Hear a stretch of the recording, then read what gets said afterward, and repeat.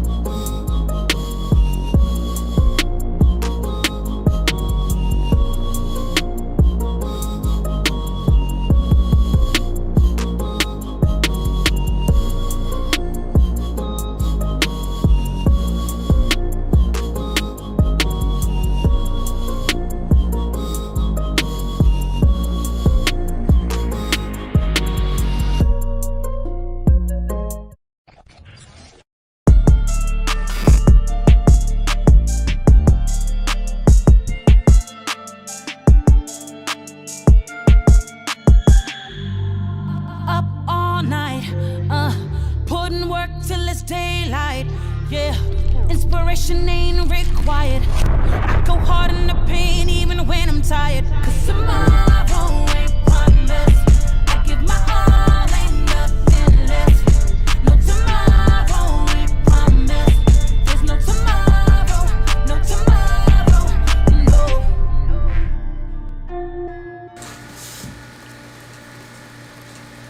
And it's officially go time. It's time to go hard in the paint. That's what that means. And I have special guests here with me.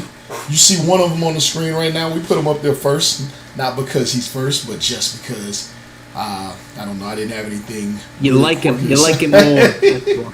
And I have another gentleman here by the name of Rick Blaze. You see him on the screen right now. Look, y'all asked for this. Y'all clamored. Yo. Yeah. What's good, everybody? Y'all clamored for this. Forget all the pleasantry. Let's get into the business. No. I have to do all my pleasantry. They clamored for this dynamic duo and allowed me to be a part of the dynamic duo. So I appreciate you guys greatly for that. Just make y'all know, since y'all begged for it, go at tag DM or whatever you need to do. The rest of your teammates, I need to see the numbers up, man. Look, we get our YouTube stuff on, right, where we gotta act like a streamer. Get the numbers. Hey guys, we gotta get the numbers up. Nah, but we do need to see you tuned in. And just so y'all know, I only wear these shades on Hard in the Paint because we have so many cool people on. It's the only way I can remain cool with everybody else. Other than that, I would show my eyeballs. But let's get straight to it. SEC talk. I've done all my hating that I tried to do just to be inflammatory, but realistically, this is going to be a tough-ass conference this season. I'm looking forward to talking through them. You see them on the screen right now. We're going to go ahead and get started. For those of you who are looking to see what they have to say specifically about Alabama or South Carolina, you're going to stick around. That's how it's done. It's called build-up. So, yeah, we're not going to start right there. But we're going to talk Arkansas. Last season, pretty good season. Did what? Not so bad. Finished the season. I'll make sure I have my notes. 10-4 in conference. 21 and 19, or excuse me, 21 and 10 overall. Pretty good season. They lost some firepower. You know who they lost, DJ Wagner, but they are bringing back Norvell, Dijon Jones, Honey Mustard's in the building, Nick Bowie in his sophomore season, Jomo Graham, and Brandon Phillips, who was a highlight reel last season. A lot of firepower, I think. You know, we talk college basketball, and these guys generally return a little bit better than they were a season before, and it's not all about star power. But maybe you guys disagree. I'm gonna start with you here, Marsh. What do you expect to see from the Arkansas Razorbacks? John Calipari, what he's going to work with, what he's brought in addition to what he lost? Well, I think I talked with Sniper about this on SimWorld Today last week. I think this is a dangerous season for Arkansas. I mean, you lose DJ Wagner, a top 10 pick from a year ago, and you replace him with who exactly? I mean, yes, you've got Nick Bowie and Norvell Dijon Jones. I just need to know. I just don't think this team's going to be good, Rick.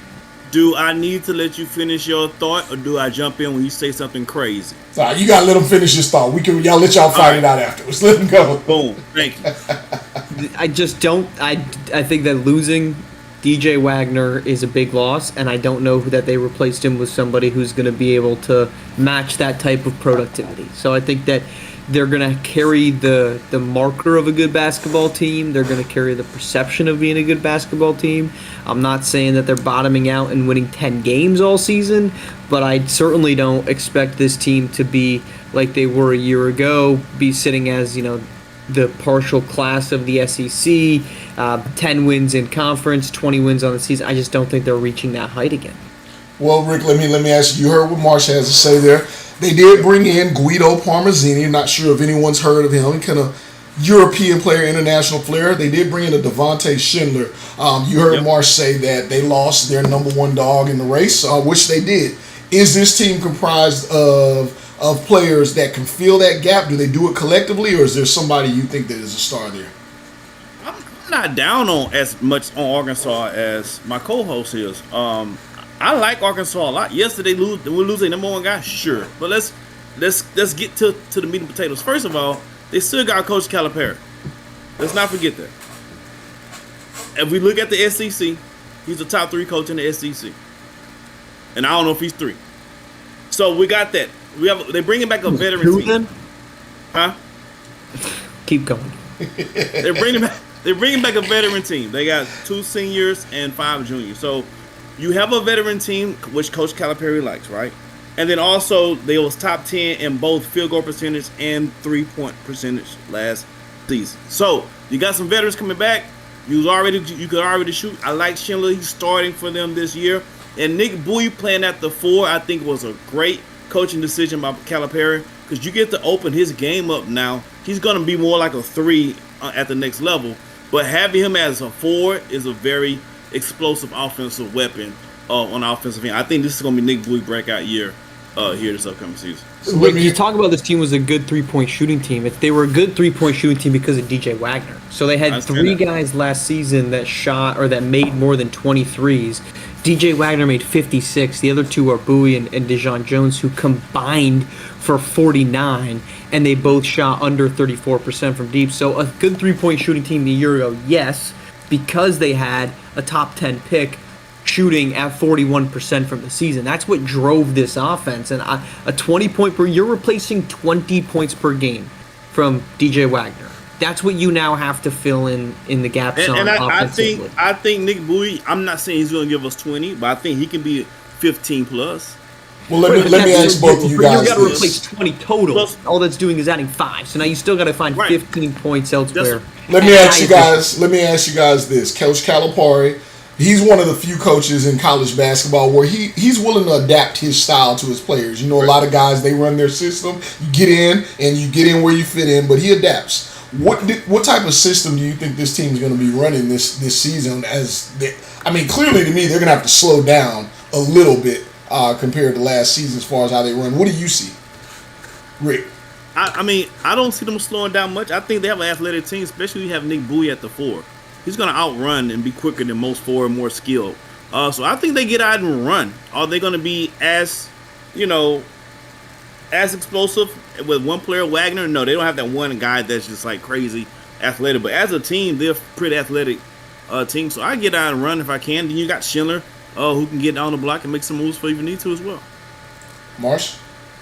I think this team has to lean in on defense. I just struggle to see where we're going to get a lot of offense out of this group. I think that there's the opportunity. I think that Norvell Dejon Jones can have a big season this coming year. But you're really, your 5 starters, you've got 3 of them that are major difference makers from a year ago. The other one barely played in Shepherd, and then the other one's a freshman. So in an SEC that's got a lot of veteran status, I don't know that their offense is going to be there. To me, I want to lean on defense. We see in the chat here, and again, we got to move quickly, guys. I see in the chat, we want to keep y'all interactive. Matter of fact, let's break for a minute and say thank you to everyone who's tuned in here relatively early. Again, make sure you get your teammates, your coaches. While we're talking about coaches, it's been an interesting day in the prep world for coaches. Coaches have a job to do, and they're a major part of the team, but get your coaches and your players in. Jay Madura, I think he's playing for Jackson State, playing with one of your favorite players, Rick Blaze. He says they're missing, and of course he would say this, they're missing a playmaking guard. You don't feel that's the case? Could have been him. Listen, he's trolling a little bit. So if y'all see me looking up, I'm watching you guys live on my TV screen. So that's what I'm looking up for. But he's trolling. He could have been there himself, right? He made his decision. He wants to go to Jackson State and play with Diva Woodley. That's his choice. Everybody have a choice to choose. And so, I think they're going to be fine. Are they replacing DJ Wagner with someone else this year? No, absolutely not. DJ Wagner is a lottery type player, right? But I think as a team, I think they still have enough to compete in the conference. Well, let's get it on record here, and we'll get Marsh's on record as well. Where do they end in conference? And if you want to speak outside of how far they go in Hoop Stereo, feel free. Where does Arkansas land this season? It's me? Yeah, this is you, Rick. Oh, I'm sorry. I didn't know. My bad.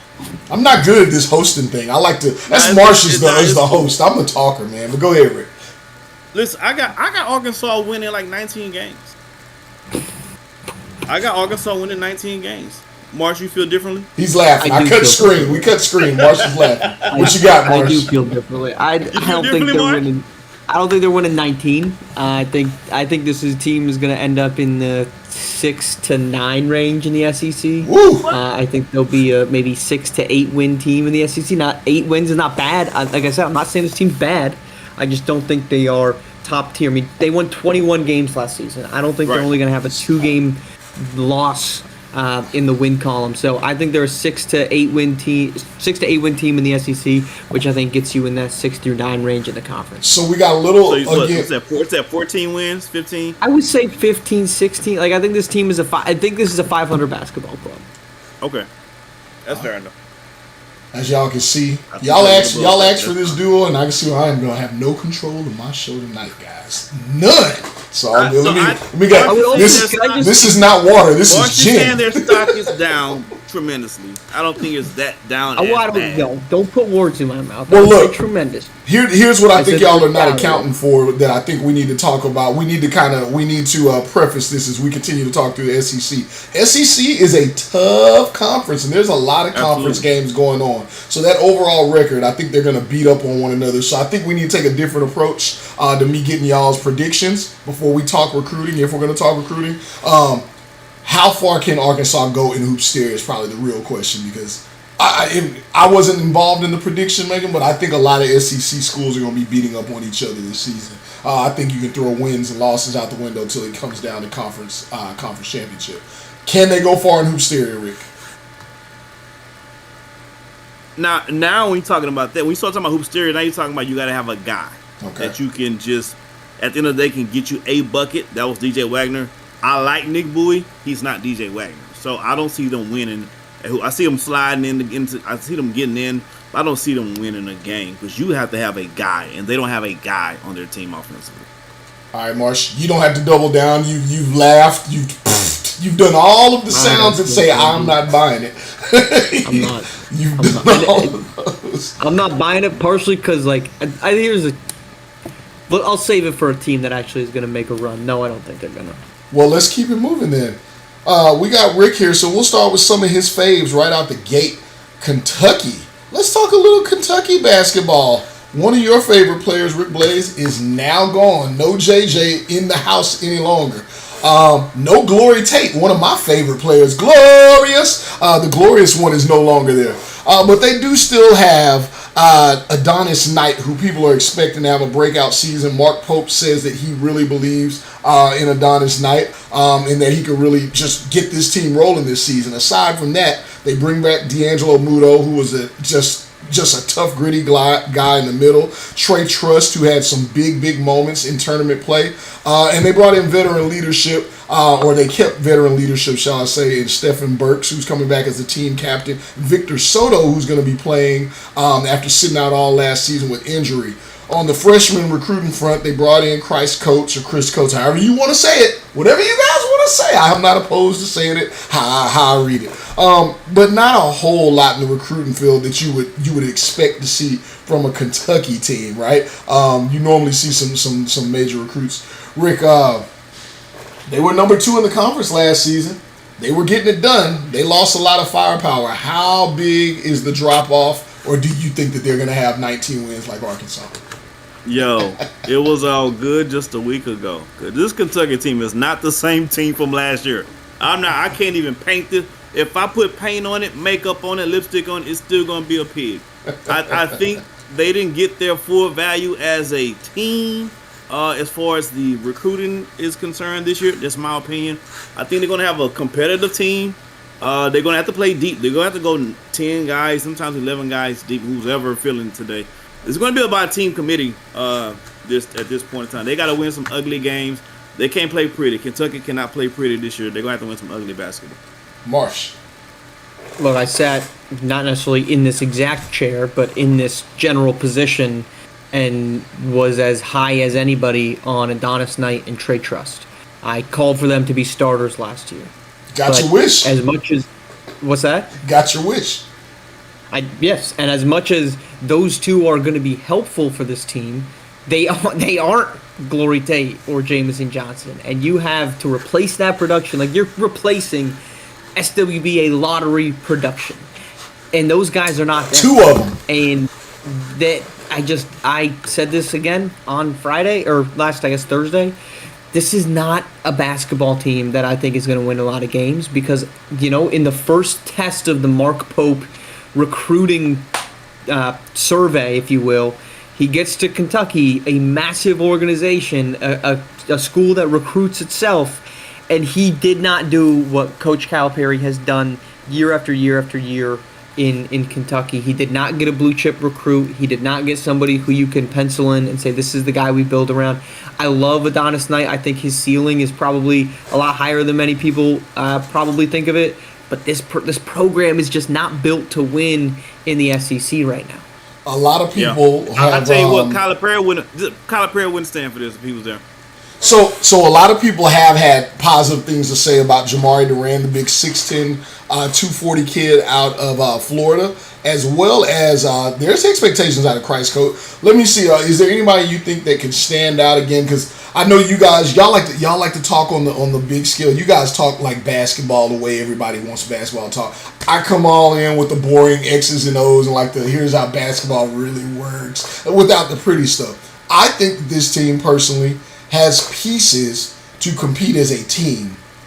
Yeah, when it gets a lot like what we just talked about with Arkansas, it's going to get ugly at times. But do you guys think that there's anybody that can make a jump on this team that maybe will show us something unexpected? Marsh, who you got? Adonis Knight. aside from the Adonis Knight. No, because here's what I think. First off, it's Adonis. Like, yeah, you're going to get some shooting out of Christ Coates. Yeah, you could get some interior presence out of Durant, but like to Rick's point about Arkansas not having a guy, Adonis Knight is a guy, and I'm gonna go way out on a limb here, and I'm not. Uh-oh. And don't think about these two players that I'm about to say in their current form. Think of them when they came out of college. I think Adonis Knight is SGA Devin Booker type of hooper, great at getting to the paint. I think he's more athletic than them. Does a fantastic job with the basketball in his hands. A little bit like Booker in that he's not a great facilitator, but he's a great scorer for his own. He's not quite a 3-level scorer, but he gets into the paint with high efficiency. I really think that Adonis Knight coming up, I think he could be an 18 to 20 point per game scorer based off his ability to get into the paint. All right, Rick. Rick's sitting back so far he's out the frame. My God. What are you talking about? He's Devin Booker. I did not say current form. I said coming out of college. You said he's MVP win SGA, and he's a MVP win SGA. This is your selective hearing, Rick. This is your selective hearing. That's what you're telling me. So he needs his own sneaker. He should have his own sneaker right now. No, you're getting that selective hearing that Rick Blaze is known for. I did say not in their current form. That is coming a limb. Out of college. That is a limb, Marsh. That's a whole tree. You stepped out on a whole different tree. Out of college. That is what I'm specifying because both of them were mid lottery picks. They were not number one guys. They did not get a ton of opportunity as freshmen. Adonis Knight gets the benefit of being really forced to coming back for a second year, something that neither SGA nor Devin Booker had to do. And they were lottery picks as freshmen. They were better than Adonis Knight as freshmen because they had better opportunities. But the play style, I think, of Adonis Knight coming out, because we got a lot of impressive activity out of SGA and Devin Booker as rookies. They didn't become who they were until 5, 6, 7 years down the line. I'm not saying that's what Adonis Knight is 6, 7 years from now. But I'm saying he got a very similar play style, and he's coming out in that same type of vein as both of them. Well, before we get your predictions, Rick, let me run my host stuff. Let me run it here. And sometimes it's not going to be fun either. Davina Booker is the greatest auntie WNBA player I've ever seen in my life. He is excellent. He's excellent. Coach Pope likes to get up and down the court. Marsh, I'm sorry. This is how I feel about him. I think he's a wonderful aunt.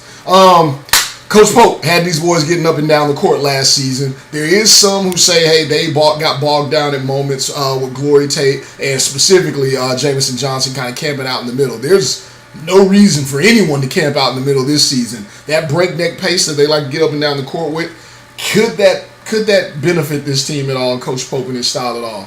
What does that lead to win-wise for you, Rick? This is me? Yeah, Rick. Your voice, I'm sorry, you coming low, Mike. I'm sorry. I mean, they're gonna have to find different ways to win every time. I think they want to run. They have a team to run. for that. So I think that's their preference. But that's when it gets really crazy when a team gets back on defense and you can't run or somebody can match your team speed. Now what you gonna do? And then that's when it's gonna all fall down for this team because they don't have a guy and sans the Adonis Knight / Devin Booker / SGA according to my cohort, but this must be the doppelganger because he's not them at all. You got a number on that? While Marsh was singing a little Kanye in the background, I forget who it was that sings that hook. We heard you, Marsh. We heard you. 18 wins. 18? 13. Did you say 18? Let's get it. Did you say 18 or 13? What did I say? I don't know. I'm asking. Wait, we still on Kentucky. We're on Kentucky. 15 wins. 15 wins. Okay. All right. Marsh, what you got? I think they're in the same ballpark. I think this is a 16, maybe 17. I mean, a lot of this is because of how deep this conference is. Like you just look up and down. Devin Booker won those games and win one, huh? Well, Devin Booker didn't win much games when he got to Phoenix either, so maybe he needed that time on the bench. But you look at the SEC, like Alabama's going to win a lot, Auburn's going to win a lot. I think South Carolina's going to win a lot. I think there's going to be a pretty large group of teams that just are pretty much beating up on one another, and I think Kentucky's one of them. So I think they're in that same 15, 17 win range, 6 to 8 in conference. Kind of depends on how, does Adonis Knight make that leap? Does Christ Coates make the transition to college basketball? Because they're going to need a shooter, and Christ Coates is kind of the only guy on this roster that can really shoot the ball. So I'd expect him to get some pretty substantial minutes to kind of fill in for that. And I would say this: we talk all this, Shire's on the hot seat in the ACC, and so-and-so's on the hot seat. I really think if Mark Pope doesn't get this team to be competitive and bring in a good recruiting class, I think people in Lexington are going to start asking some questions. You can't do both. You can't fail on the court and in recruiting. That's a cardinal sin both for you. You have to have one. Especially when you're Kentucky. Yeah. So when you're Kentucky. Speaking of recruiting, we'll give you the last word here, Rick. Anything you're hearing on the streets as far as people interested, as far as kids that Kentucky's interested in recruiting, looking at, or that you think they need to take a look at? So what I'm hearing from the kids is, Kentucky, they don't have it made. The name is not going to sell itself anymore. I think this particular campus school has been used to the name selling itself. I think those days are done with the kids getting able to go places and still get a chance to hoop. And plus, the money's been spread around a little bit evenly these days. I think Kentucky's going to go into a recruiting trail and really go. They still got the golden ticket now. Don't get it twisted. They just haven't put it out their damn pockets. They're too good. They're trying to be too proud. They won't put the golden ticket. Pull your golden ticket out and get to recruiting. Stock down for Kentucky.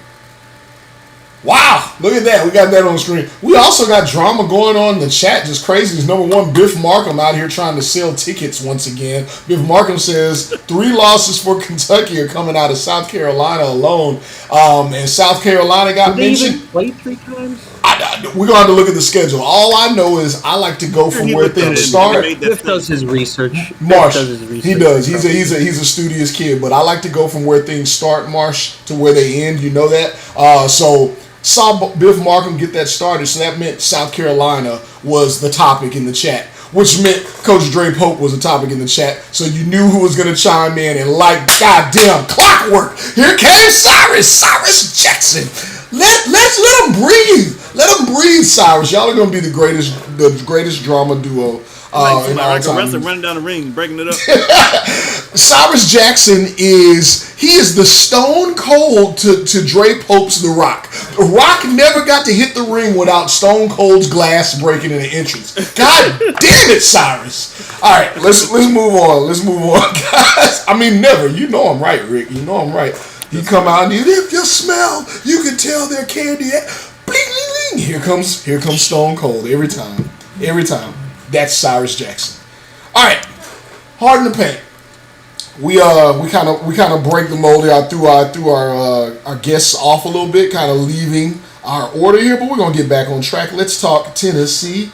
Let's talk Tennessee. What a tragic season they had last season. 4 of 10 in the conference, 12 of 18 overall, while having someone who goes by the name of Trey Burner Turner, lighting it up from everywhere, shooting the lights off the ball. But he's gone now. And now they're left with a few things they had last season, which was a Henrik Vekic who greatly underperformed, and specifically at the free throw line. I don't know if I've ever seen anyone shoot less than 15% from the free throw line, but that young man did it. They do bring back TJ Rockwell, who is a projected second-round draft pick. I know you like to talk draft, Marsh, so that's just for you. TJ Rockwell's coming back. They have brought in a couple of guys that I'm interested in. Definitely want to know what you guys had to say about Deuce Boston, and most importantly, Azunda Mazaka. There's a lot of things that kid will be able to do, and he's going to have free reign to do it, believe you me. Marsh, we're going to give you the floor first on this one. Can Tennessee improve on what they did last season? Matter of fact, let me even give it like a little frame. Y'all just finished talking about two teams who lost their major players, and they're not going to be able to be as good. This team lost Trey Turner. Will they be able to be just as good, if not better?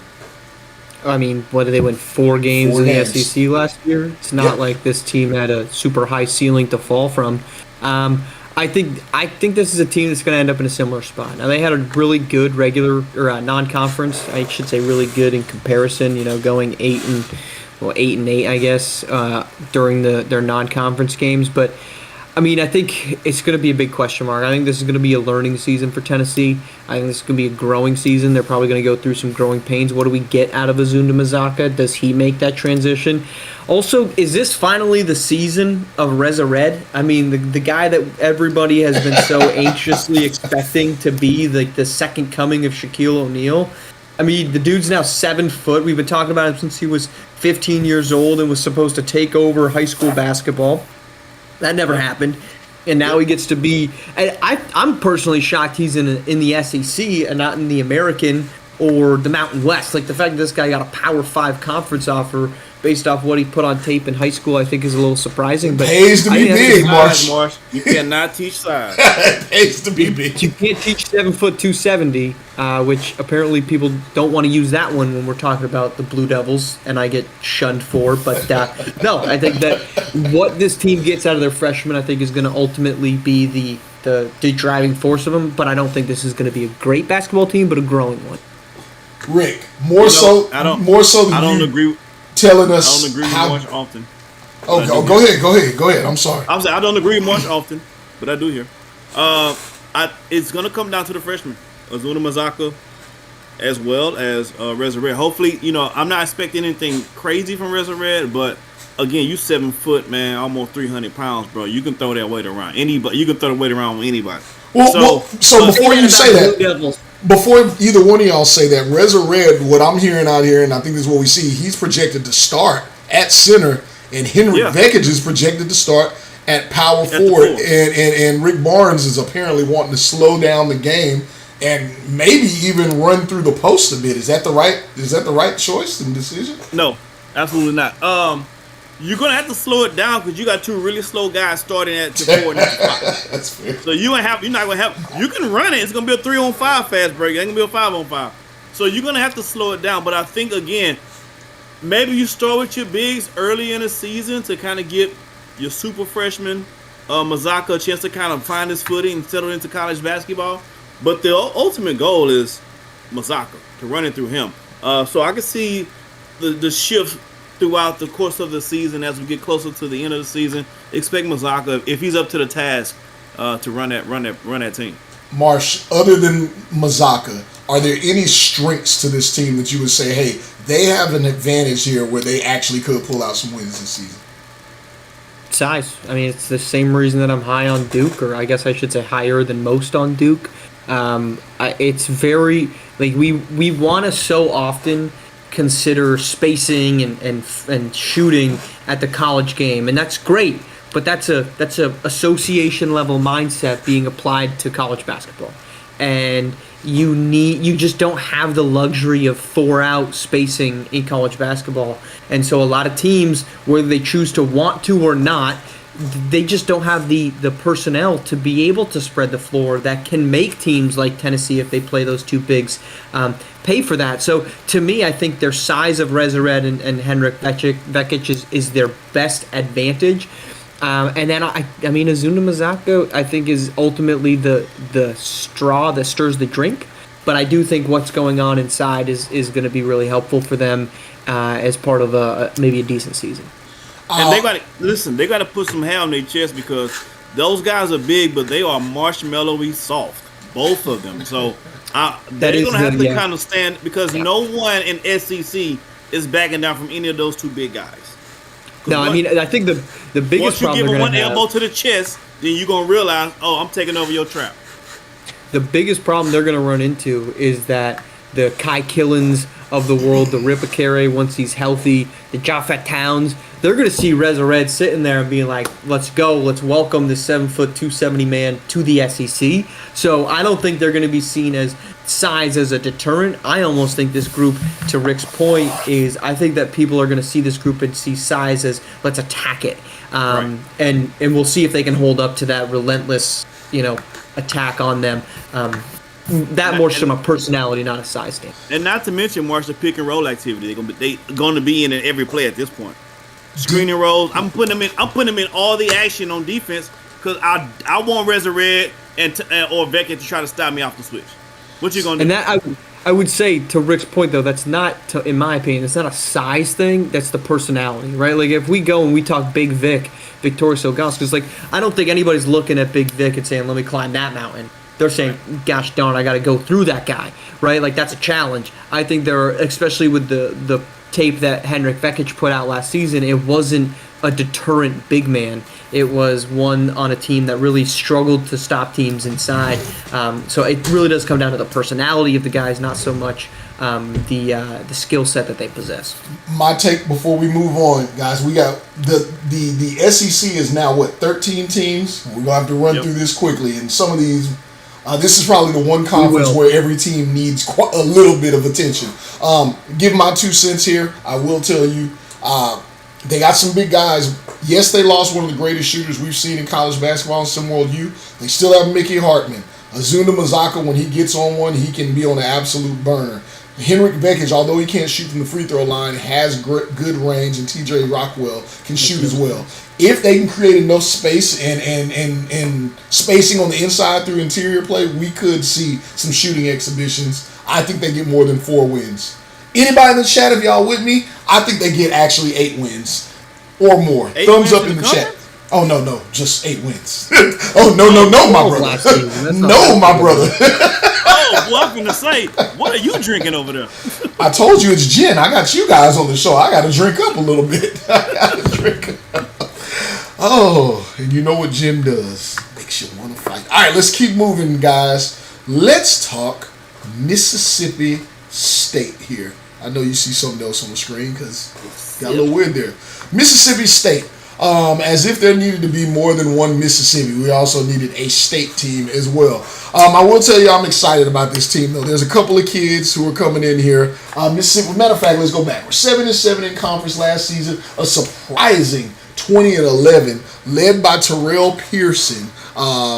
Just getting things done. Only 12 points a game. For you stat watchers out there, and that's all you're looking at is the stats. Oh, the stats didn't line up.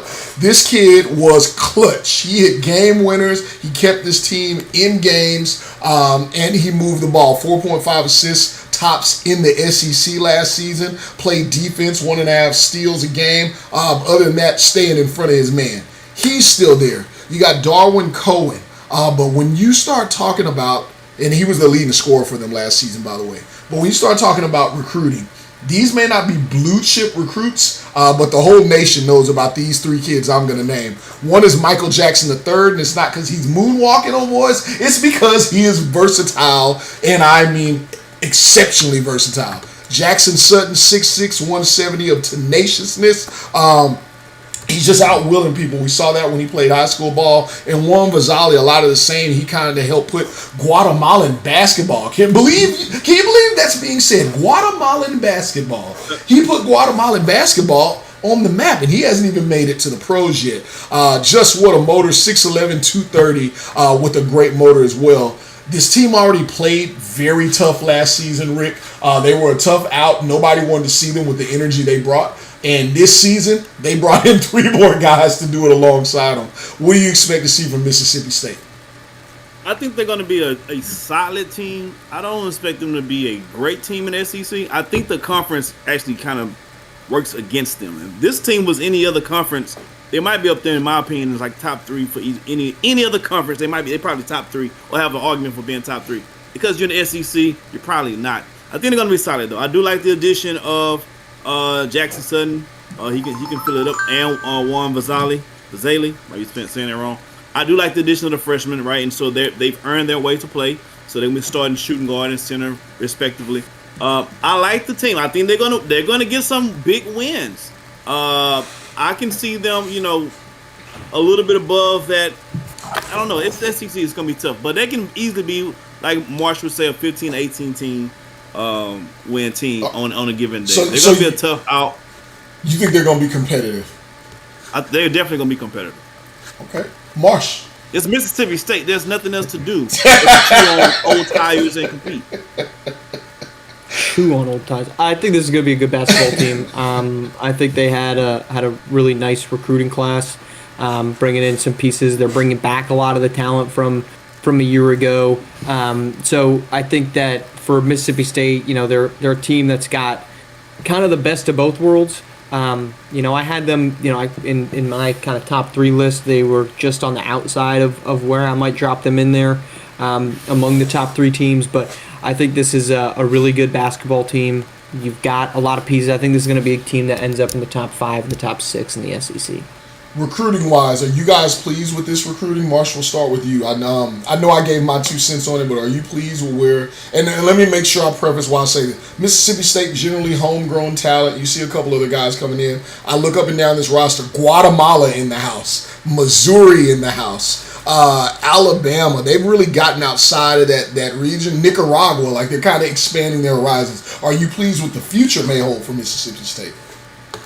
Yeah, I think I would say all of their recruits can factor into being guys that can be rotation level guys, at least in the first year there, definitely by the second. I think Vazale and Sutton are guys that are probably going to find their way into the rotation and be pretty consistent contributors, because this is, despite being a group that's bringing back some talent, they're bringing back only 3 guys that got 20-plus minutes a year ago. So there's a huge opportunity for these freshmen to come in. I think they got a good class that'll be able to provide some production right away.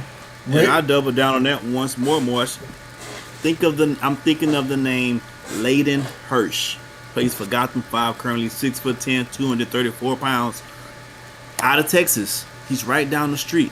If you want to go all in, one of his teams he have scouted, as far as like one of his choice options, is Santa Clara. What does that tell me? That means a young man want to play basketball. He don't care where he goes to play basketball. Meaning he will go to the SIP. Get your behind people over there. Go get Layden Hirsch and thank me later. Can this team make any noise in Hoopsteria? No. Marsh? I think this is a team that can make it out of that opening weekend. Opening weekend is the final call. Which weekend? Which weekend, Marsh? He said opening weekend? The opening weekend? I think this is a team that can win 1 to 2 games and get themselves to the Super 16. I think they've got the pieces to it. You've got a reliable, experienced guard who can facilitate and score. You've got some good pieces that come in. You've got some experience from a year ago. They do a nice job of blending a lot of what's needed to win basketball games in Hoopsteria. So you're banking on those freshmen to play really, really well this season? Because they have SMU made it to the quad with 5 starting freshmen. I think we can put to rest this argument that you cannot have freshmen in a rotation for a team that wins a lot of basketball games. SMU proved that you can do that. One example doesn't make it true. Let's move on, guys. No, but it makes it true enough. Let's move on, guys. We're going to talk about a team that there's no need to take a lot of time on now, though. Let's talk LSU Tigers. Football team, pretty good. Basketball team, not so much. What do they bring back? They bring back a young man that people were hoping would be the next Shaquille O'Neal in Akeem Young. He's been pretty good. Led the team in scoring. Led the team in rebounding, block shots, highlight plays, but nothing just world-breaking. They also bring back another big man in the name of Patricio Ramirez. Let's not forget, they bring back another big man in his senior year, goes by the name of Mia Baptiste. Oh, I'm sorry, did I forget? They bring back another big man who goes by the name of Reggie Charles. A lot of big bodies on this team, not a lot of offense for Coach McMahon. It did not fare well for them last season. They finished at 5-9, 9-21 in the conference. They do bring in a couple of freshmen here: Reginald Hyde, Elliott, Chance Battle, and Cade Nix, but nothing major. Actually, 4. I forgot Zamari Moody. It's been a rough few years over the last few years for LSU. Rick, no need to overanalyze this when there's lots of teams. These guys are actually tuned in. Shout out to our stream, to our viewers here actually locked in too. I appreciate y'all. 16 more across YouTube, and we hit that 50 number that we've been looking for live. So, but LSU, Rick, any thoughts on this? Yeah, I say this. I'm not gonna hold you on this. They're not gonna be a great team at all. However, I do like the senior leadership and the veteranness of this squad. I think they're not gonna win a lot of games, but they're gonna win. It's gonna be about 2 or 3 games they win this season. If they should not have won, it's gonna be because the other team came in and didn't take them seriously enough. This is not somebody you don't get up for. They're seniors, so I trust that, but they're not gonna win a bunch of games though. Marsh. The difference between this team, you mentioned all those guys, including the robotic run there on the screen from Akeem Young. The difference between this team and last year I had Jay Slaughter, who was a great point guard, could facilitate, could get this team set up. I don't think they have that this year, so I would not expect this to be a great season from the Tigers. Yes, they have a lot of good big men, but you know who else has a really good big man? Richmond, with a guy named Chance Milton-Jones, and we've seen how well that's paid off for the Spiders. So, not buying high on LSU. I think this is a team that could compete for the last spot in the SEC. So, do they get less than 5 wins, Marsh? I think so. When you look at the rest of this talent, I don't see the improvement from last year. Yes, Akeem Young's going to have a great season. That's great. Patricio Ramirez has a good season. That's great. What else are we getting? Because this roster did not produce well, and like I said, I think they lost their best player from last year in Jay Slaughter, who I was really high on. I think he's a guy that can make some noise as a rotation, like 10th, 11th guy in the SWBA, which don't laugh at that. It's a pretty decent thing for a guy to be able to catch on as. I just don't see this team being successful. They lost a little bit of shooting that they had last season. I'll say that much. They didn't have much shooting, perimeter shooting, not even just from 3. Just a jump shot at all. He wasn't willing to take and make a jump shot, so they did lose that, Rick. So you're saying, Marsh, they're competing for the Syracuse record 13. From last season? They're competing for number 13 with somebody who we have not spoken about yet.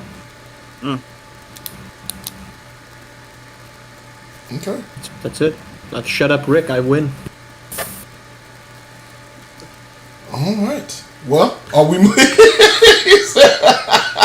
I just caught that. We said we didn't have much to say about them. I was ready to move on. I've been done. Moving on. Let's talk Auburn basketball. Every time that I write down Auburn, I misspell it. I put an A, a U, and an R. Every single time. And I know that I'm doing it wrong. I just can't help it. It just looks wrong. But not to Charles Barkley, because he definitely says this with an R. We got the Auburn basketball. All right, so we're going to talk Auburn here. Bevinson Patches coming back to lead this team. Auburn 9-5 in conference last season, 17-15, right near 500. They played very well in Hoopsteria, very, very well. Bruce Pearl trying to get more out of this team here. They're going to bring in Javante DeMoss. They bring in Lamidi Chekwa from Nigeria. Nothing major on the recruiting front, but it looks like they're going to be starting one of their freshmen in Jeremiah Scott, which is exciting as well. But they're bringing back the same thing, Honcho Hardwick. They're bringing back Bevinson Patches, and they lost a player. They lost a very important player. Goes by the name of Barkley James, who will not be suiting up for them this season. Rick, how much is that going to cost them? A lot. It's going to cost a lot, Jack. It's going to cost a lot. He was your best shooter, your best 3-point shooter, and not by a little, by far, right? The second best shooter from last season was Jameer Murdoch, who shot it he made 23 at a 34% clip. But outside of that, bunch of donuts. It's a Chipley's drive-through. it's a donut section. So they're gonna hurt tremendously about losing him to the other team, and so yeah, they're in trouble. Okay, Marsh. Well, I think they're in trouble for two fronts. One, the loss of Barkley James is massive. I think that he, in the same way that Jay Slaughter was the best player on LSU, and they're really going to struggle in the same way that Arkansas relied on DJ Wagner a lot. I mean, look, I'm not here to dismiss Bevinson Patches or Honcho Hardwick, but I think those guys got a lot of their creation, especially Hardwick, based off what Barkley James was doing and getting inside. I think that Patches has a better projection forward, and we could see a really big season from him. He had 3.5 assists a year ago, being the number 2 guard next to Barkley James, so I think that certainly could have a big lift. But then you've got the coach, Bruce Pearl, stepping down. I mean, that's a huge loss to happen a week before the regular season starts. So I was already kind of low on them, or lower, I should say. I think this team, to skip ahead to what Yosi might ask us about, I think this is a 5-7 team, or a 6-9 team, I should say, in the SEC. Mediocre, 6 wins, 8 wins, something in that 500 range. But now you lose your head coach. How does this team respond after that? Now you have a new head coach. It's been your associate head coach. That's fine. At least you have some contingency, but I don't love when you lose the best player like that, and you don't really fill him in with a guy that's a bona fide number 1, at least as of today. Defensively, again, I have to play devil's advocate a lot, right? Defensively, this team was very tough last season. They pressured that ball coming up the court. Barkley James, an underrated defender, he really was. But they brought in some more guys that can really defend according to what we're hearing out of Auburn camp. Do you think that makes any difference at all, Marsh?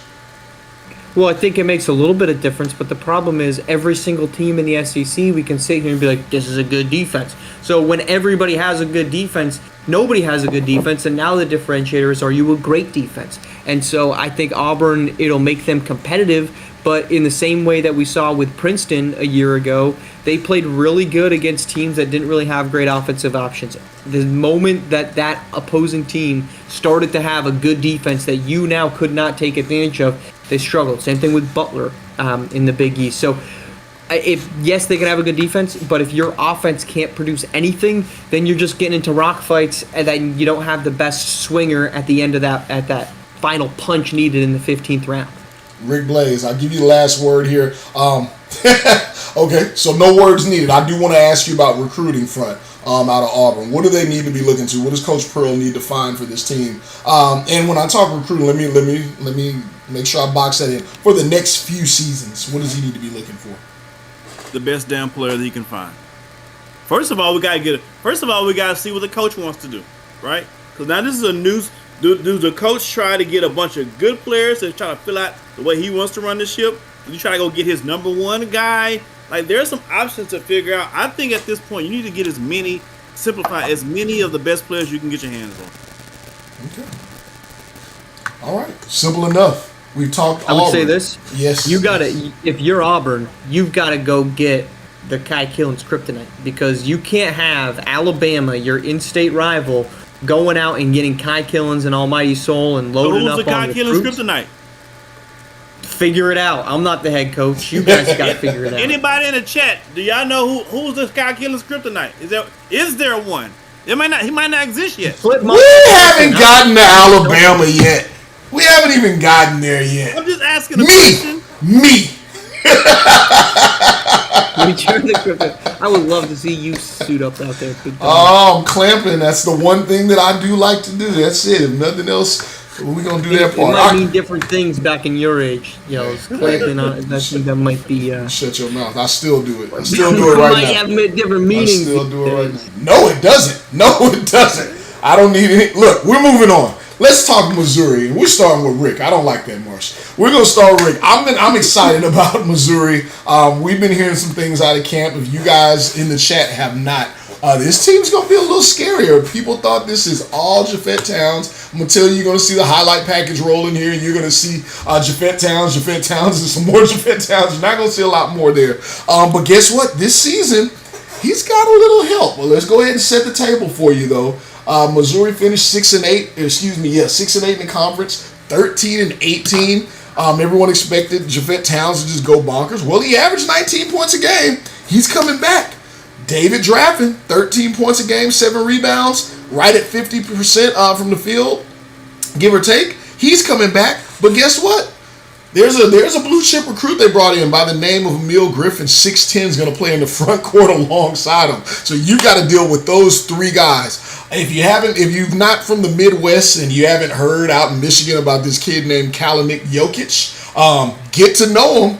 Because that's another creative ball handler out on the perimeter that's going to be a little scary that you're going to have to contend with. But wait, I'm not done. If you hadn't watched ball in Illinois and seen this kid, Bryant Walls, who does it on both ends of the floor, he's projected to start. Dennis Gates has something to work with out here in Missouri. I'm really excited about it. Like I said, Rick, we're going to give you the start because Marsh tried to throw me under the bus. What are your thoughts about the Missouri Tigers here? Listen, we are in the true twilight times whenever Missouri basketball team has a better recruiting class than Kentucky. But this is where we are. I know, right? That's crazy. This is where we are. Kudos to Mizzou for getting guys who's going to help today and have them better in the future. This is when you're going to see Javette Towns have, the hype he had in prep ball, and it kind of died down this past season. This is when the hype train. Go ahead and get your tickets, guys. The hype train is now boarding new passengers. Get on the board. Javette Towns has something to work with now. You know how hard it is to average 3 assists a game when guys can't play basketball next to you? When dudes have sponges for hands? No, sir. We got guys who can play. It's gonna be a learning curve. They are the best, the second best and third best players are freshmen, but I'm excited for the Mizzou Tigers. They finally got a product to surround Javette Towns where he can be the guy and the pro and the top 10 lottery pick that we know he is. And Marsh, before you jump in there, let me also not forget, not just those 3 guys. They had 2 other primetime recruiting freshman pickups as well. Caleb Gibson's going to surprise a lot of people out of Kentucky. Stole him from the Wildcats, Missouri did, which is a big-time shocker. And this big kid, Miguel Ruiz, 6'11". They just have size. They have everything. Marsh, we've set the table that we think great things. I'm looking at your face. Let's see where you go. Let's see where you go with it. What do you expect? Well, if you paid attention to SimWorld today, I think this is my number 2 team in the SEC. I'm very high on Missouri for a lot of the same things that Rick just said. Javette Towns is maybe the 6th best player in college basketball. But then you go too far. I'll be with you, and then you just gonna derail us all. Hey, hold on. You can't say get your tickets ready for the hype train. I've been sitting in first class in this hype train for the last 2 weeks. I'm just sitting here like ready to let's go, baby. I'm stoked for this hype train. It's like about time y'all got on. You got the popcorn is in the 3rd carriage. A little further back, you can get the fondue. It's a great hype train we got coming out here. It's a fancy hype train. It's a fancy hype train here in Columbia, man. It's a pretty good joint. I'm high on them. I think Javette Towns. Like, if we're gonna sit here and love good basketball players, then I don't see this team being as bad as they were last year. They had a really bad season for their standards. In general, like win-loss record, it was not good to be what they were 13 and 18. But they played really good once they got to conference play, based off what maybe you would have expected out of their non-conference schedule. And then they added some good pieces, and ultimately, I think it's so important. It's not, you can't just bring back good pieces from a year ago and be good again. You have to replenish, and I think Missouri did a really nice job of adding good talent. This was my surprise team in the conference. As a matter of fact, this is the team that I think is going to play like another team who think they're going to play this way, but they're not. This is the team right here. Mizzou is going to be the team that's going to have a lot of people butt cheek tight, because they're not going to want to face them come 3rd, 4th quarter in the second half of the season. I'm not commenting. He's got the arrows. He's got the arrows up. Y'all want to put a number on this one? I need a number on this one. Rick, how many wins? Whatever Marsh says, -3 for me, because he's going to go way high. -3 for me. That's probably not wrong. I think this is a team that can win 9 games in conference play, probably 19 to 20 during the regular season. So that's where I would put them in there. I take them at 18. I'm cool. Just -1. Look at that. -1, -2. All right. Well, there's no need to talk recruiting here because they loaded up on freshmen. They have about 79 of them. They got more on the way as we're hearing offers are here. Let's go out to Florida, though. Why not? Marsh is your old stomping ground and one of my favorite places. The Gators. Let's talk Gators here. Florida last season, 7-7, 15-16. You could not be more middle of the road if you tried. Basketball wise, what we saw on the court was middle of the road basketball. You did not really know what to expect. Sometimes it looked like they were going to break out and be the team that people wanted them to be. Other times they looked just like the team that they were, a team without identity. They have pieces. They bring back Tyshawn Eason. I'm really big on this kid. 17 points a game, 7 rebounds. He's efficient. He can shoot. His three-point percentages are not going to speak to that, but he does have range. Then they have a guy by the name of Trey Willis, who everyone loves. Favorite highlight machine. The kid has bounced 6'3", 200. Reminds me a lot of Steve Francis, if you will, with a little less of a mid-range game. They bring in Akiyama Ravalo out of Cuba. Yeah, and I said it that way on purpose. And then they have really good defenders out in the backcourt with Jackson. Say the Lithuanian's name. Nope. Say the Lithuanian's name. No, I didn't. No, you got that. JK. You JK 47. That's a freshman. You say one of them, not both of them. Hey, say the other one. I'm gonna give it to you because he's a really good player. I don't want to disrespect him by messing his name up. He's an excellent player. You didn't want to mention. I was gonna say JK 47. I said it. There you go. I don't know. Whatever Rick said. They bring him in. Those two. While Rick's chiming in, I'm gonna give you the start here, Marsh. But I'm gonna lead you in. Jackson Glenn, one of the top perimeter defenders in the country, coming back as the team captain. JK 47. You say his last name. One of the elite defenders to come into the recruiting class, and Rizzo Davis Wright-Sill, a big-time rim protector, blocking shots and turning people away. Defensively, Ty Golden has something here to work with. Do you think that this team can improve on what they did last season?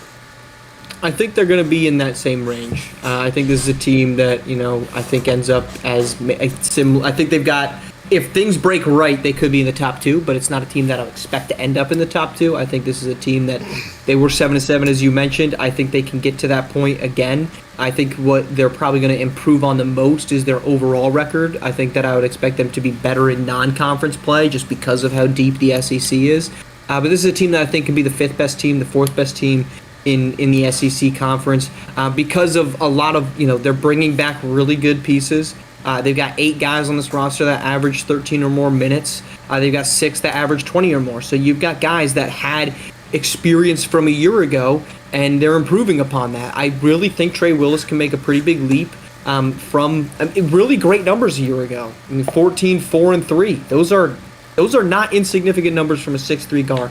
I think that he could make that leap if he becomes a 16, 17 point per game scorer, which is definitely doable because of his athleticism and his ability to get to the paint, draw fouls, and make his free throws. I think this Florida team can be a very major player in the SEC. And again, if things go right down the stretch, they've got a chance to be playing a certain someone in the SEC championship game. Wow. Now that's a statement, Rick. He didn't talk a lot about Eason. Do you have thoughts on Eason before you get into your spiel? I like very, very, very solid player. Average 16 and basically 17 and 7 last year. Efficient from the floor. Plays both sides of the court. He's a prototypical blue collar center worker. He's going to do everything you need him to do. He's your glue guy for sure. But that being said, I'm not as high on Florida as my cohort here. I do think Trey Willis is going to have a breakout year. As a matter of fact, I think this breakout year can potentially put him in lottery conversation. I also think because of this, the team success is going to suffer a little bit this season. I think this is like a transitional year. I think Trey Willis is going to kind of get his. You don't want to call a young player selfish, but I think Trey Willis loves some Trey Willis. Is what I'm saying. And so I think as a result, he's going to be a lottery contention, but I think the team is going to suffer as a result. So I'm not as high on Florida as you are. They have the talent, but I think, how it plays out this year is going to be interesting. Marshall, I would clarify. No, please, I'm not saying they're going to be the number 2 team in the SEC. I'm saying that they're a team that sits there as, I think they're going to hover around 4 or 5. And if they just, Dayton was a team that was hovering and had a shot if things went a little bit better for them down the stretch to play in the Big 12 championship game. Were they the second best team in the Big 12? No, they were not. But I think Florida has that capability to be within range, and then we're looking at this season with 3-4 weeks left and saying, okay, Florida's got 2 to 3 games, 4 to 5 games left. They win this, they get a loss somewhere else, and suddenly they're in the championship game. I'm not saying that this is where I think they're going to end up, but I think they're going to be in position to set themselves up.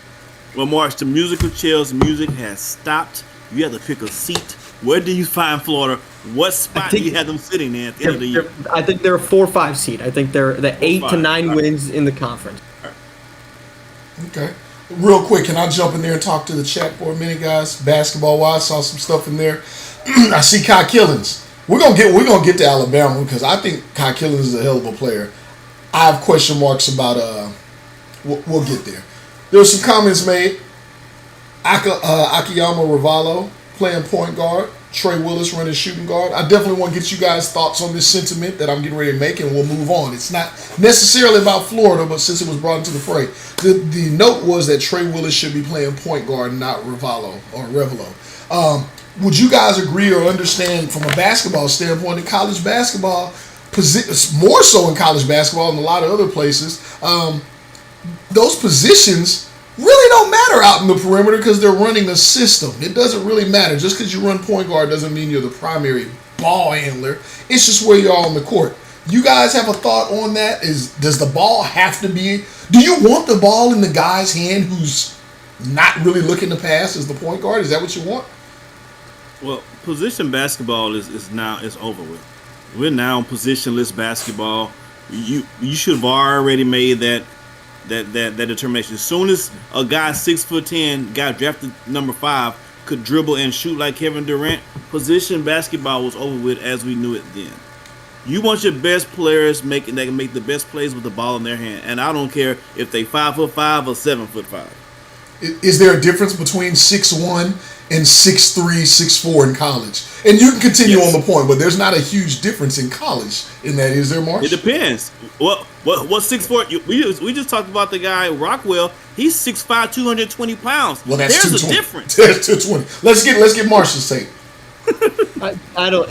At the college level, I think you can be 6'1" and you can have as much success as somebody that's 6'3", 6'4". When it gets to the next level, where you're just facing much bigger, longer, more talented players, I think that's where it really starts to hamper them. But at the collegiate level, I don't think there's a huge difference between 6'1" and 6'3", especially with point guards. They just know how to set guys up. I still think old school point guards exist in college basketball, and they're valuable in college basketball. I just don't think it translates well because, again, the game that Rick's talking about, he's not wrong, but I think we're applying a SWBA view to college basketball, and I just don't think it's purely positionless like the same way SWBA is. I still think that in college there's value in having a guy who can table set for you, get the team into the right spots. So, Mark, you're saying if your forward is your best passer at 6'6", you don't have when it's money time, the ball is not in his hand at the top of the key. No, I think it still is. I mean, that's why you'll see me taking teams and liking teams that have elite forwards, because I think they do get it done. I'm just saying for some of these teams that might not have that, and I don't, speaking of Florida, I don't know that Tyshawn Easton is a great on-ball creator. I think Trey Willis is. So the ball's going to be in his hands at the end of the game, but he also has the ability to settle it out. And I'll jump in there before we move on. I think the point that I'm trying to get at is if you're playing chess or checkers, then yes, the knight has to be the knight and the bishop has to be the bishop. Just because you bring the ball up the court doesn't mean that you're the point guard. Like it doesn't really matter. That's not how it operates. So college basketball, a little different bit of a beast. And again, we're going to get to Alabama. We're going to see if Kai Killins is going to be able to make this stuff work at Alabama, given his great skill, but his concepts on basketball. But before we get to Alabama, let's talk Texas A&M. You know why? Because I'm a proud attender of the school. Gig 'em Aggies. So let's talk a little TMU. Word there, attender, huh? Yeah, we'll leave it at that. You read between the lines. That's why you're not on the goddamn screen now, Marsh. Stop calling me out today. What is going? It's Monday. Jesus. Cyrus Jackson is the Stone Cold to Dre Pope's Rock. Marsh, you are the Stone Cold to me being a Rock. I see it. I see what's happening today. Texas A&M though. Let's talk some A&M basketball. You see him on the screen here. You know a very prominent name for this team is Ronnie Shanahan. What you did not see last season was a whole lot of wins. 8-6, not bad. 16-15 overall, not terrible. They did it a lot by committee. Tyrell Marsh actually leading scorer for everything we have to say about Ronnie Shanahan. He led this team in scoring 14 points a game, 5 boards from the shooting guard position. Everybody. From the shooting guard position, 5 boards a game, just getting it done. He's coming back for his junior season. Quinlan Rue is coming back, led this team in rebound. And again, Ronnie Shanahan, the Swiss Army knife for this team, 6'8", 233. What a growth spurt he's had, and just what a versatile player. On the recruiting front, they brought in another 6'11" guy, so they got a little bit more size. 2 actually, Lex Greenwood out of Texas as well. So they brought in size. Johnny Hero out of Boston, who can shoot the ball. Really, nothing that really jumps off the paper here, but do you see this team being able to make any moves here, Rick? No, I don't really see it. I like Tyrell Moore. I really like Ronnie Shanahan. His game reminds me of Chandler Parsons. I think he's gonna pan out. So he's gonna make a whole lot of money for not playing. Come on, man! Don't do that, man. Is it just because he's white? Is that why I mean, that's some of it. Marsh is on it today. I mean, He's not gonna be Dominique Wilkins. That's for sure. Come on, man. Oh. Dominiqu's a different breed. All right, so you said nothing new. We'll move on then, Marsh. Marsh, we'll let you have it. A&M, anything better than last season, or anything that stands out about this team for you? I like this team, actually. I think that this is a team that I mean, they went 8-6 in conference play, and they bring back a handful of guys, 3 guys that got 25 minutes or more, actually 4 guys, and 5 guys that got 20 plus. You got 3 guys that finished in double figure scoring. You've got your table setter in Tyrell Marr. You've got a good perimeter option in Ronnie Shanahan, and then you take care of the interior with Quinlan Rue. So I really like this team because they not a lot changed of it. And then on top of that, you've got a really good head coach. I love the energy that Buzz Williams brings to the table. I think that I kind of would break up the SEC into a couple tiers because I just like to do that. I think there's a top 3 teams who I talked about a little bit, and we'll get to some of them here in a second. But then I think Texas A&M, Mississippi State, and Florida are all in this second tier where they're really good basketball teams. They have experience from a year ago, and they mix in some nice additions as freshmen, but they're not hyper-reliant in one way or another. How many wins? I think, again, I would say this is at least in that 7-7, if not up to 9 in conference play. You got every team. No, in that's that. not true. That is not true. I think LSU's at the bottom. We haven't talked about another team that I think's at the bottom. Actually, a couple. I think Tennessee's only about 5 or 6 wins. I said the same thing about Auburn and Arkansas and Kentucky. So I think those are those lower tier teams. I think that this is a team that finishes in the top 6, top 7. Rick, they brought in quite a few freshmen. We know we can expect maybe Ronnie Shanahan may try and make a jump to the pros.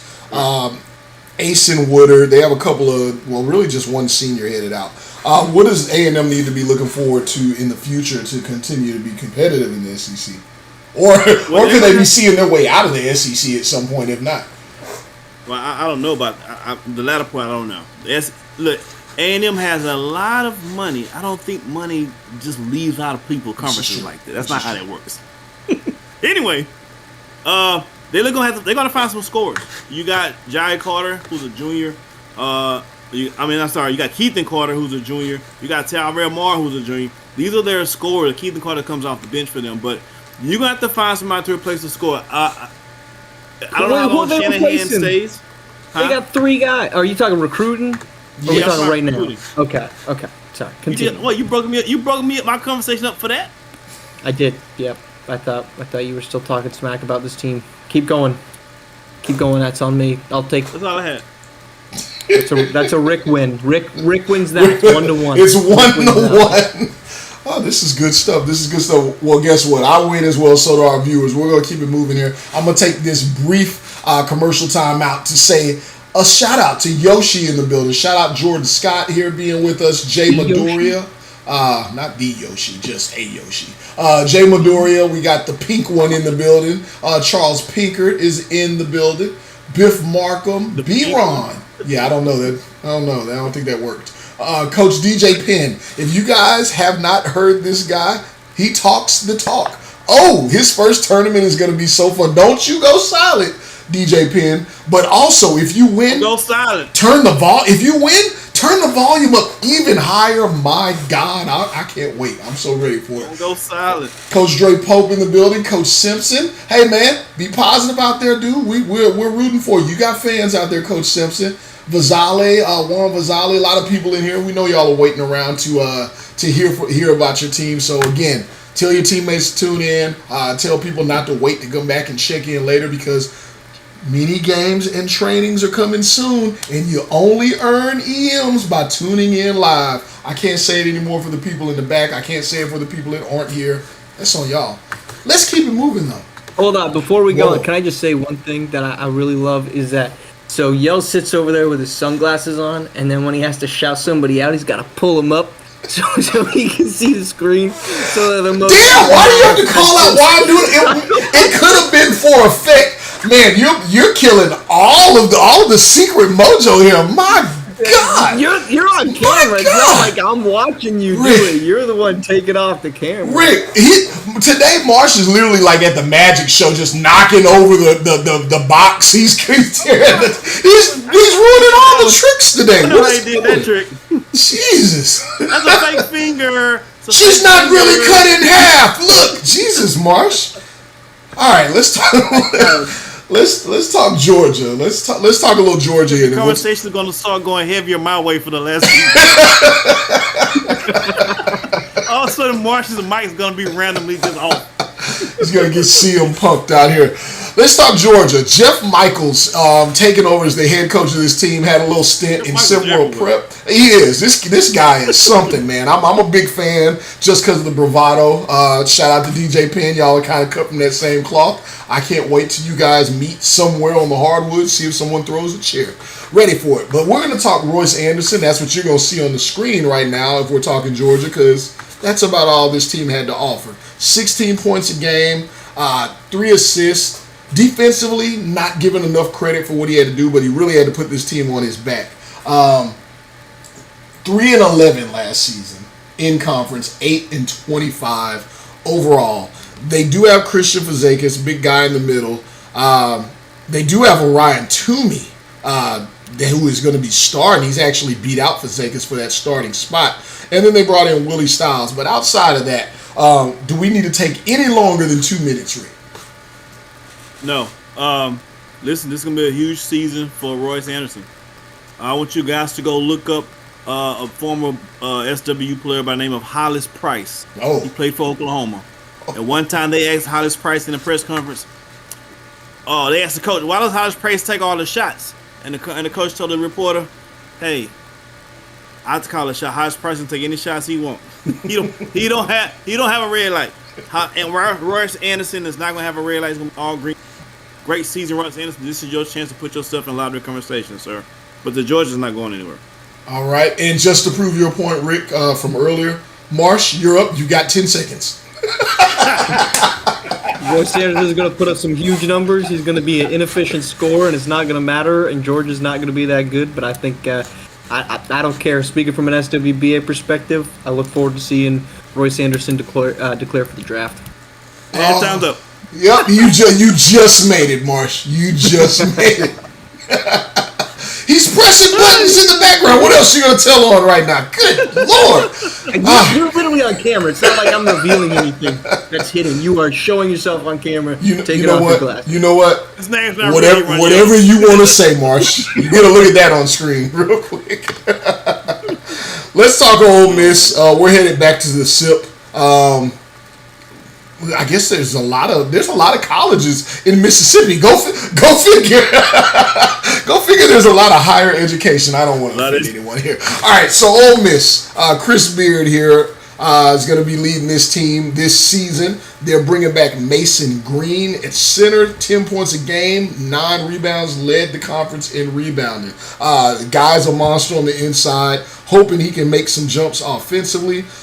They bring in Devontae Langford, who is a highlight machine. This guy is a dunking savant. What more can he be? We're hoping to find out, and so is all of the Ole Miss faithful. Shake Travis comes back. Kamari Ward comes back for his sophomore year. I expect a big jump from him. There's been a lot of talk out of this camp about that guy, but really just a lot of athletic guys. Not a whole lot of shooting. Not a whole lot of ball creation here. Marsh, what are your thoughts on this one? I'll give you 20 seconds. Well, I appreciate the extra time. I'll make full use of it. I think this team is very similar to Tennessee. I think this is a bridge year. Getting some of these good pieces that they have coming onto the roster, chief among them, Devontae Langford. But again, this wasn't a great basketball team a year ago. I don't expect them to make a big leap. I think they'll be near the bottom amongst those, Georgias and Tennessees. But I think you can build this thing for something positive in the future. I think there's a lot to build around, especially with. Excuse me, Rick. As Rick leaves on screen there. It's not much to see here. I think they're going to try to run teams out of the gym. They're going to press them. They run a half-court press type scheme. So they're going to just try to impose their athletic will for the entire game. And those who are unable to handle that, they're going to steal a couple of wins here and there this season. But they're going to be all right in the future. I got them. Stock up. Yeah, Rick. They're on the right way. They're going the right way. Need you to leave out and come right back because something weird's going on with your camera. Marsh, by default, you get to talk a little bit more. But unfortunately, you only get to talk about Ole Miss. It's on my camera. Well, as Rick's figuring that out, I mean, Langford's a good piece, but you look at the SEC, there's just so much depth in it, and it's a team that didn't have any success last season. I mean, 5-9 in a really good conference, and I think the conference got better around them. And they didn't add anything that moved the needle substantially, right? I mean, we can talk about freshmen that influence winning, but they influence winning when there's actually a culture and an organization to be added into, right? It's why I think a team like Mississippi State can be good. It's why a team like Texas A&M can be good. I'm not trying to spoil some of the other teams, although we only have, I think, 2 left to talk about. But Ole Miss, you're adding Langford, who's a really good talent, but what is he going to be surrounded by that's going to make this basketball team better? I just don't see it being there. So I think there's a lot of room for growth, but I just don't see that being substantial necessarily in the win-loss column. But I think next year, which is kind of tough to see if you're a fan or you're on the roster, to think, oh, we got to wait till next year now, and this year hasn't even started yet. I think that's just kind of the price to pay when you're trying to rebuild an organization. Plus or minus 3 overall wins. Marsh. I mean, 3 is not a lot. Even not. Georgia got 3 last season, so I'll go over 3. Rick, I see you're back with us, plus or minus. Yeah, I'd take 4, so that's plus. Plus 1. All right, well, it is time now, guys. This is what we're about to do. Let y'all get a little highlights on the screen. So we'll see y'all next week. Yo, you can see what we're getting ready to talk about right here. Cue up Cyrus Jackson. Cyrus, it's your time. It's not even about South Carolina right now. It's your time, Cyrus. Do it. Bring it. Coach Pope is in here. We're going to talk a little South Carolina. They've had some turmoil, but let's talk about last season. 6-8 in conference, 15-16. Coach is outgoing. Insert SimWorld Prep coach coming into the SimWorld Youth circuit here. Coach Dre Pope. He is a highly polarizing figure in all of SimWorld Hoops. He's coming in, and he's a big-time recruiter, and he brought that with him. Big-time recruiting, he did. Bringing in Rip Akire. And we'll talk about that in a moment. Bringing in Rip Akire. Bringing in the likes of Joey Justins out of Georgia. Jamie Ramos. He instantly saw a transfer, bringing in Charles Pinkert coming over from Kansas. Excuse me. And then Alan Jorgensen out of Iceland, putting Iceland on the map for basketball.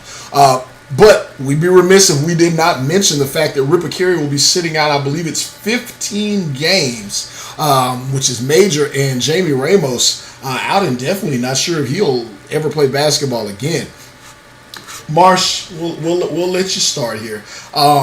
Despite those challenges, and despite having a new coach, is Coach Dre Pope going to be able to lead this team to a better season next season? And more importantly, than y'all just talking about how good this team can be from both y'all, I really want to know what y'all think this team's going to look like. Like, what are they going to look like on the court? The style and defense and offense. Marsh, please. I think they're going to be a suffocating defense. They've got all but one guy is 6'5" and bigger, so they're going to beat teams with length. They've just got redundancy at every single position. Even with the loss of Ripakere, they have the best problem, which is if we have so many guys, what do we do when Ripakere gets back? Because how do we get more minutes? Because we still only have 40 minutes to play in a game, and I think they've got 10, 11 guys that can be rotation players on this roster. They're a team that I think is a top 3 team in the SEC. So I'm really high on this team, even with the Ripakere suspension. He gets back kind of perfect timing. It'll be just the start of SEC play at that point. So I think South Carolina's a very dangerous basketball team. I've been saying it for a while. I think the size of this group is going to be really tough to contend with for pretty much every other team in college basketball. It's going to be a defensive juggernaut. We'll figure out how they get to the offensive pieces, but you start that with Keandre Baldridge, 16-point game scorer a year ago. That's a pretty good starting point to figure out how we score buckets. Rick. Listen, you ever been in a situation where everything looked a little too good? Like it looked a little too perfect? This is what I think about when I see the South Carolina team. You want size? You got it. You want good guard play who play defense? You got it. You want guys on the wing who can get out and run and play both ends of the court? You got it. You want somebody who can shoot on the inside? You got it. You got somebody who can get his own shot? They have everything. Like Polar Express. But I don't know. They have a bunch of nice toys. I don't know if they can all play together, though. Their talent alone is going to get them some games. When they walk in the building, their squad is going to be 70% better than the other team's squad, 70% of the time. But can they do it as a team? Most importantly, can Coach Pope, I know him as a great recruiter, can he be a great coach to get these groups of men, these young men, to play as one? That's what my hang-up is. Looks too good to be true, and that's why I feel that way. And I'll jump in here because if I may, Marsh, I said some things on some other Hard in the Paint. I'm challenged to see who is the guy for this team. I know how I feel about Keandre Baldridge. But from what I've seen from Coach Pope, he likes to kind of run it through different people. He has a very particular style of coaching. And what I don't see in that style of coaching that fits, what I don't see on this roster that fits that style of coaching is a definitive guy and a definitive couple of shooters for spacing. This team was bottom of the barrel in perimeter shooting last season, and all they brought in was Charles Pinkard, he's an exceptional shooter. But for me, there's a lot of slashing guys. I think you load up on these guys, and I think you press them. Did I say this on SimWorld today? Go ahead, Rick. DJ Penn said he's washed. Hey, we'll get to DJ Penn. Yeah, Coach Pope's got some haters in the building. And Marsha, maybe I definitely want to hear what you have to say, but I want to know your thoughts. Like when you look up and down this roster, I said it before. Let me get inflammatory. Do I need to let my glasses down, Marsh? So I can. Who's bringing the ball up the court? Who's handling a press? Because that's a major part of college basketball if you decide to do so. And if you run a zone, how are they going to handle that?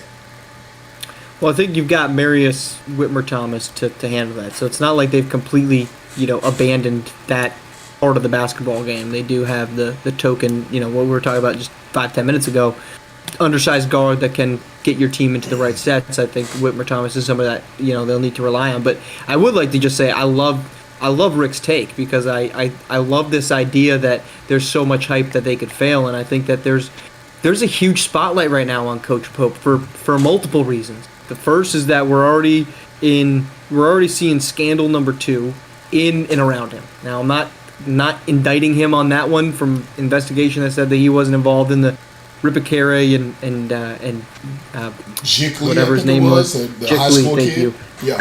Yeah, so the fact that just is around him, that's a spotlight now on a head coach.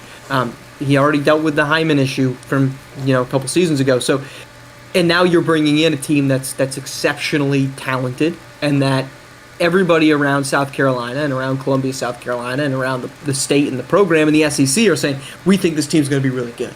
And so I think that there is a huge spotlight, and especially for a team that was really good a season ago, and they turned their season or their complete roster over.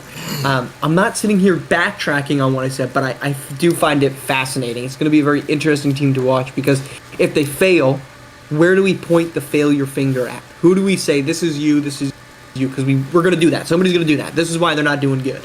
I'll be curious where that ends up. Now, what I'm curious to know, I'm glad you mentioned that last point. I'm curious to know, where does this failure meter lie with this team, though? If you're in South Carolina, I'm sure you're thinking championship or bust. Outside of South Carolina, is it still championship? The team sucked last year? Can you wait? Time out. Wins and losses. Is it championship or bust for a new coach in a team that was 500 last season? Is that the expectation? That's what we're on right now. That's where we at with this. I don't know. That's what I'm asking. I wouldn't say they're championship or bust. I think this is the team that you need to be in contention for an SEC championship game up until the final weeks. So you need to be 9-5. You need to be staring at 9-5, 10-4. Like, you need to be in that ballpark. And then once Hoopsteria rolls around, you need to win at least 2 games. I think this is a team that you need to get out of the first weekend. You need might to as well get go for into the the championship then. you already in the last 16 teams. Might as well go for championship. I'm just saying, I don't think that we should view them like we view Duke, like we view Alabama. But you're saying they both should of those be, you need to see in the quad. They should be in the okay. All right. You see them in the 16. I think that for South Carolina specifically, because you don't I think expecting a new head coach without getting you got really good recruits. He did not get the number 1 recruit in the country, right? He didn't get a guy that's like a difference maker for a program. He got really good recruits though. I'm not trying to dismiss any of them. Yeah. But he didn't get that elite guy that you say SWBA scouts are texting me, calling me saying we need this guy into change the rule, get rid of the 2 and through because we would draft him right now if we could. Right? He didn't get those guys, but he got really good pieces. So I think this is a group that you have to win basketball games in Hoopsteria, and you have to be contending for an SEC championship game to put proof to concept. And then from there we can get a little, okay, now you got to do more. You got to start building on it. I just don't think that year one. I think getting out of the first 2 games of Hoopsteria for this basketball team should not be a hard thing to accomplish. I mean, no offense to them, but St. Mary's made it out of the first 2 games. And my only point is, I only think they win 1 Hoopsteria game. Now we're splitting hairs over 1 win in Hoopsteria. I think. Let me ask a question. I don't want to harp on the some of the drama surrounding this team and more so the coach. But I just saw a really good comment. It's very interesting. I want to get both of y'all's takes on this. Coach Dre Pope popped up on the basketball scene and made a really big name for himself, even in the prep world, as SimWorld Prep started to emerge onto the scene as a major high school platform. His number 1 player was involved in a scandal in prep, major scandal. His primary player. Move forward to this season, his number 1 player from last season, after his departure, was at the forefront of another major scandal. I never really looked at it from that lens. Just wondering if you guys have any thoughts on that from that lens. Rick, we'll start with you. Hey man, listen.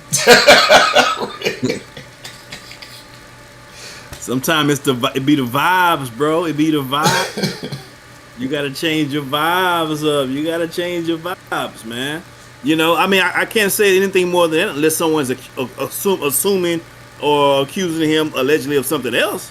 It has to be the vibes, right? You gotta get the vibes right. Yeah. And again, let's be clear. He was cleared of all wrongdoing in this one. Marsh, what are your thoughts though? I just think it's difficult for a guy when you have that first impressions are everything. And the first impression that you've given people is that association with Trey Hyman and everything that went on. And then another item comes up. I think it's whether he was involved or not. I think that's difficult, that the public perception is going to be skeptical. We see that across the board. And I think that skepticism is fair. It's unfortunate for somebody, especially if they did nothing wrong. But that's the world we live in, where you have proven to me what you are, and something else happens that I have to assume is different this time. I mean, it's everything that's going on with Clippers and Kawhi Leonard. Kawhi Leonard asked for all these things from the Raptors. The Raptors said no. And lo and behold, he gets them in with the Clippers, an organization that has already been fined for cap circumvention. I'm sorry, but that association, whether you're innocent or guilty, is in the public realm. We're not talking court of law. In the public realm, people are going to be skeptical. Marsh, let me ask you a quick question. What would need to happen, or can anything happen for Coach Polk to not to be looked? What needs to happen on the basketball court that he can do to change the narrative, or can the narrative be changed? Winning, I'll jump in there. Winning cures. Yes. Win. Just What- play. what- Just coach and play What games. does that mean? What does winning? Winning comes in different forms these days. What does that Let's- mean? I would say Let's ask that Kobe you don't Bryant. you don't need a national, like, I hate the national championship discourse in college basketball because it's so hard to win. Like, you need such a perfect set of circumstances. You cannot, like, if we followed that logic, the Oklahoma City Thunder would not have won a world championship last year because they didn't win 6 games in a row to start the postseason, right? Like, that's not logical. But I think you need to be a team that's contending for SEC championships. You need to be getting an SEC championship at some point. Like, you can't just be bridesmaid, never the bride. Be the bride once or twice. Make deep runs. Essentially, just do what Alabama's been doing. That solidifies your value and your capability, and we've seen that. I mean, heck, Coach John Calipari did not come to Kentucky without plenty of baggage around it. How did he put that in his back mirror? Won basketball games. Had a program that was successful year over year. Rick, put guys into the SWBA. We got to move on, Rick. And Marsh, for all he's done today, he won me back over by doing something that I love. What a segue. Did you say Alabama? Did you say Alabama? Let's talk Alabama. You get to kick this one off. Alabama, 11-3 last season, led the SEC. Just was an exceptional team. 30-6 overall. Did not lead to a national title, but they played very well. They have one of Rick's favorite players in all of history on this team as well. He's coming back. When he could have moved forward, he struggled, fought through injury, coming back for his senior year, led the team in scoring, led the team in assists and in steals. Not very efficient, but a leader nonetheless. God levels, baby. Bring back Rodrigo Falls, who stepped up for his senior season this year, had some major moments last season. Levin Cutler, a freshman coming back for his sophomore season. Team's absolutely loaded. Coco Bryce showed flashes, but we know what everyone wants to talk about. Everyone likes the bright and shiny new things. They forget about anything old. That's why everyone breaks up with their girlfriends every 3 days, right? Let's talk Leonardo Fields. Let's talk foreign flex. Let's talk Kai Killins and almighty Saul. Alabama is still down a player, Aiden Weaver, who was their exceptional shooter, who was really, he was supposed to really help catapult this team last season. He's not going to be there. But what a slot of firepower they brought in on the offensive end. Marsh, what do you think is the ceiling for this Alabama team? And then what do you think realistically will happen? National championship is the ceiling. Realistically, I think that the team that makes it to the Super 16, at the very, very least, I mean, I would be stunned if that's where their season ends. I think they would be stunned if that's where their season ends. Because this is what we talked about earlier. This is a group that had an established, extremely talented, and efficient basketball team. And they added really, really great freshmen to it in Sewell and Killins. So this is a team that I have number 1 in the SEC. I have number 1 in the nation. I think this is a team that's going to be very, very dangerous, very difficult to stop. Killins is that guy that people at every single level look at and say he's the type of difference maker. It's Monte Parson behind him, right? When he gets to Ohio State, if that's where he ends up going, that changes the entire landscape of that program. I think that he could be the piece that takes this team from being that bridesmaid that South Carolina needs to get to. They need to get a national championship. That's the next crown the jewel in the crown for this Crimson Tide team, is they need to get a national championship, and I think this group, as assembled, is capable of doing that. Rick? Yeah, listen, for all the great things that he said about Alabama, and a lot of those things are true. I really believe they're going to get this done, not in a Kai Killins kind of way, in a team game. I think Kai Killins is going to be one of the guys Now, it's one of the really good guys, including DJ Charles and Coco Bryce, Leonardo Fields as also a freshman, Levin Cutler, and some other almighty souls. Don't put him in there as well. I think he's gonna be one of those guys, like some of the old great Kentucky teams or the old great Kansas teams, where you look down the line and there's like 4 of the 5 starters made it into the SWBA, right? I think it's gonna be one of those types of teams. I guess it is. It has to be championship or bust, just because the hype has just been too huge. There's hype, and then there's hype. They're on the top of the mountain and haven't played a single game yet together. Like that's why I referenced the Michigan Fab Five type hype from years ago. It's hard to quantify because they're 2 different eras, but I can recall another team coming into the season with so much hype that hasn't won a thing yet. Rick, I can't recall them since Michigan. Let me ask you, Rick. Who do you think gives them the most? Who do you think gives them the most trouble, the most challenge? Who would they, if let's say they win the SEC and they're going to the title game? Who are they playing against, and who is that team that may actually be able to take them down? Though Villanova can. In the conference championship. Villanova can take them out. So that's different conference. You're talking. You gotta have a guy. You gotta have a guy who you gotta have a wing type player who can get his own bucket if you want to take out this team, because defensively they're soft on the wing. As much as grandeur and praise we'll give Kai Killings on offensively, he leaves a little bit more to be desired on the defensive side. No one really brings that up. Almighty Soul's the same way. He's playing center. He's not the physical type. So they are a finesse team. So if you can get physical and then have a shooter, you got a shot at beating this team. Marsh, since Rick avoided my question, is there anybody in the conference that you think gives them a challenge, or they win the conference? I don't like when media members make this proclamation for everybody. But so I'm not making this on behalf of anybody else. I'm saying for me personally, if anybody but Alabama wins the SEC, I would be stunned.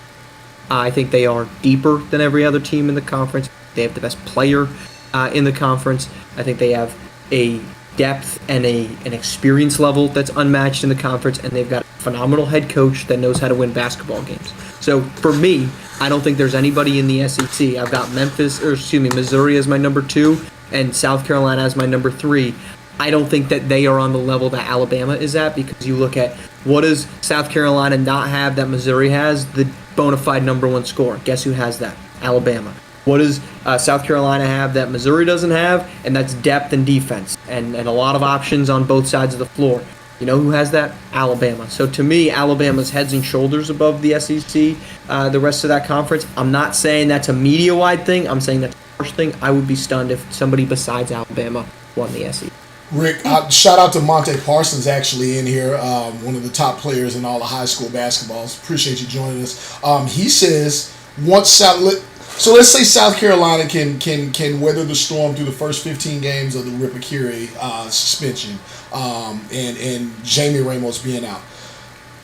That's a wing player. Dre Pope is slotted to play Ripakiri on the perimeter or out on the wing. Is that a team in the right circumstances that could give Alabama hell? I think it'll be a good game. I think they're too young, though. There's winning. There's 2 types of young teams that win. There's really only one type of young team that wins. The team that's so good that they too silly to know they shouldn't be this good. South Carolina's not that team. They think they're good. The coach knows they're good. And so I think those types of teams that's composed of so many young guys take a little bit more time before the winning comes. Okay, let me ask you. You don't have a bunch of Tim Duncans on your team. Let me ask you both, whoever wants to chime in here too, because what I'm hearing from you, my interpretation is they run the table in the conference. They are the team in the SEC. That's what we've heard all season long. That's what I'm hearing from you guys as experts. I'm also hearing they essentially run the table come Hoop Stereo time. This is a free run to the national championship for the most part. Say that. No? So that leads to my question. So, but it's hard to see a team that can match up with them. It is challenging, is what I'm hearing. From an internal standpoint, when we talk Alabama, because a lot of times it's not just getting beat by other teams, it's things within your team that are the reason why you lose. You can beat yourself. What are some weakness? What is a weakness? What is the reason why this team may not go as far as we think they could? Either one of you. It's basketball. It's one game. I mean, that's my ultimate concern, that we make these. There's no way this could ever happen. Nobody is as good as them. I can sit here and say I will be stunned if anybody except Alabama wins the SEC. But that does not mean it's impossible for somebody to win. As I'm checking the comments, Biff Markham accurately says Kentucky beat Alabama a year ago. Basketball, especially college basketball, is so one game dependent that I think it's incredibly unfair to say this team is the best, and if they don't win, it's the worst thing in the world, and we have to burn down the gates of hell to redeem ourselves. No, that's not true. It's college basketball. Somebody's going to lose a basketball game. You can still be stunned when something happens. It's still shocking when it happens. It's still shocking when Wisconsin beats Kentucky in the national championship game when Kentucky was undefeated.